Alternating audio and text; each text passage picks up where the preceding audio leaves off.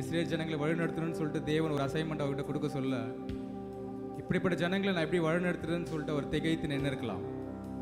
ஆனால் தேவன் அவரோடு கூட இருந்தார். எல்லாவற்றுக்கும் மேலாக செங்கலுக்கு முன்பாக அவர் நிற்கும் போது இத்தனை ஜனங்களுடைய உயிர் அவர் கையில் தான் இருந்தது. அந்த ஜனங்களை யாராவது ஒருத்தருக்கு எதை நடந்தாலும் அது பொறுப்பு மோசைக்கு மட்டும்தான். நம்பத்தக்க சூழ்நிலைமைகள் அந்த நேரத்தில் ஒன்றுமே இல்லை. ஆனால் அவர் நம்பினது ஒருவரை மாத்திரம்தான், அவர் அழைத்தவரை. ஆமென்.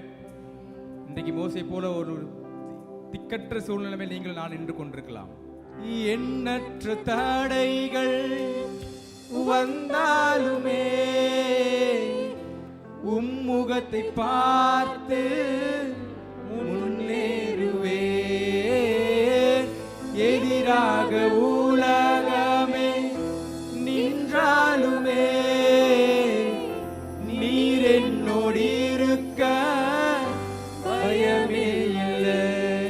நீ சொன்னதெல்லாம் நிறைவேறும் காலம் வரும்.